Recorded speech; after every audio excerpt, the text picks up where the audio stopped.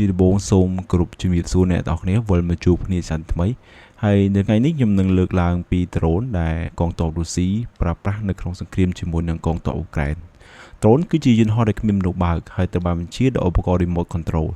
ដ្រូនត្រូវបានពេញនិយមសម្រាប់ប្រើប្រាស់ក្នុងសង្គ្រាមដោយការការពារពីការបាត់បង់នៃអាយុជីវិតទាហាន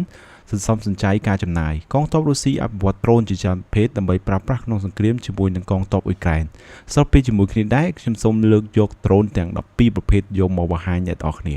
ទី1ដ្រូន Molniya ជាប្រភេទដ្រូនធូរថ្លៃដែលបង្កើតឡើងដោយកងទ័ពរុស្ស៊ី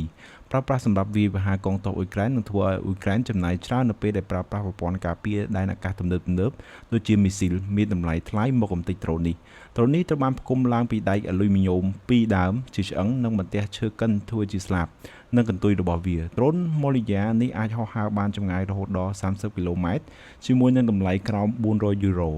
ទី2ដ្រូន VT-40 SPV ជាដ្រូនអត្តឃាតទំហំតូចសម្រាប់ប្រើប្រាស់កំទេចកងទ័ពកម្លាំងថ្មើរជើងរបស់សត្រូវរត់ពីដែករត់ក្រោះរបស់លោកខាងលិចវាអាចផ្ទុកក្បាលគ្រាប់បំផ្ទុះបានរហូតដល់3គីឡូក្រាមដូចជាគ្រាប់រ៉ូកែតប្រឆាំងរថក្រោះ RPG គ្រឿងបង្គុំដ្រូន VT-40 អាចរកបានលើទីផ្សារដែលមានតម្លៃក្រោម$2ទៅ$300ប៉ុណ្ណោះទី3ដ្រូន Sala Rakon ជាប្រភេទដ្រូនឆ្លប់យកការរបស់កងទ័ពរុស្ស៊ីប្រើប្រាស់តាមដានសភាពការចល័តរបស់កងទ័ពអ៊ុយក្រែនដ្រូននេះបំពាក់នៅកាមេរ៉ានៅផ្នែកខាងមុខរបស់វារួមជាមួយនឹង thermal image ដែលអាចចាប់យករូបភាពបានច្បាស់ល្អហើយអាចហោះហើរបានល្បឿនអតិបរមា110គីឡូម៉ែត្រក្នុង1ម៉ោងនិងហោះហើរបានចម្ងាយ150គីឡូម៉ែត្រទី4 Dragon Drone ជាប្រភេទដ្រូនបង្កើតភ្លើងសម្រាប់ដុតកំទេចទីតាំងឈរជើងការពារខ្លួនរបស់កងទ័ពអ៊ុយក្រែនដូចជាត្រង់សេកន្លែងជ្រកកោនសុវត្ថិភាពដ្រូននេះបានបំពាក់នៅបំពង់ Thermite Spruing ដែលអាចបញ្ចេញរងើបភ្លើងកម្ដៅរហូតដល់2000អង្សា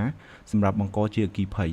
5 Mother Drone ជាប្រភេទដ្រូនដឹកជញ្ជូន FPV Drone ដែលមានសមត្ថភាពអាចភ្ជាប់ជាមួយនឹង FPV Drone អត្តឃាត2ទៅ1 Mother Drone នេះអាចប្រើប្រាស់ឡើងវិញសម្រាប់ប្រតិបត្តិការនៅពេលក្រោយជាមួយនឹងការបញ្ជូនរលកសញ្ញាវីដេអូបានច្បាស់ពីការវាយប្រហារគោលដៅនិងការកាត់បន្ថយ jamming drone នេះអាចហោះហើរបានចម្ងាយ40គីឡូម៉ែត្រទី6 Pichaka B Drone ជាប្រភេទដ្រូនដឹកជញ្ជូន FPV Drone ដែលអាចដឹកជញ្ជូន FPV Drone បានរហូតដល់7គ្រឿងនិងមុខងារបង្កើនកម្រិតរលកសញ្ញាទំនាក់ទំនងបានល្អដ្រូននេះមានកង្ហារចំនួន5 4នៅផ្នែកស្លាបទាំងសងខាងសម្រាប់ធ្វើការទប់ដំណឹងនិងកង្ហារធំមួយទៀតនៅផ្នែកខាងក្បាលទី7 Ola 10 Drone ជាប្រភេទដ្រូនឆ្លប់យកការស៊ើបការក្នុងបរិបទស្មុគស្មាញរួមទាំងការបំផ្លាញនៅប្រព័ន្ធការពារដែនអាកាសរបស់អ៊ុយក្រែនបើប្រៀបធៀបជាមួយនឹងគ្រូមីស៊ីល Ola 10 Drone មានតម្លៃធូរថ្លៃជាងដែលមានតម្លៃពី$87,000ទៅ$120,000និងហោះហើរបានរយៈកម្ពស់5គីឡូម៉ែត្រល្បឿនអតិបរមា150គីឡូម៉ែត្រក្នុង1ម៉ោងហើយហោះហើរបានចម្ងាយ600គីឡូម៉ែត្រ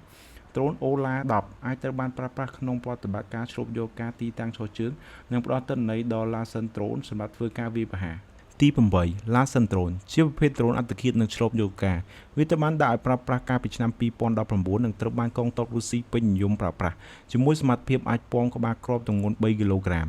ហោះហើរបានរយៈចម្ងាយ40គីឡូម៉ែត្រជាមួយល្បឿនអតិបរមា300គីឡូម៉ែត្រក្នុង1ម៉ោងដ្រូន Laser Drone ត្រូវបានគេកំណត់តម្លៃរបស់វាពី$20,000ទៅ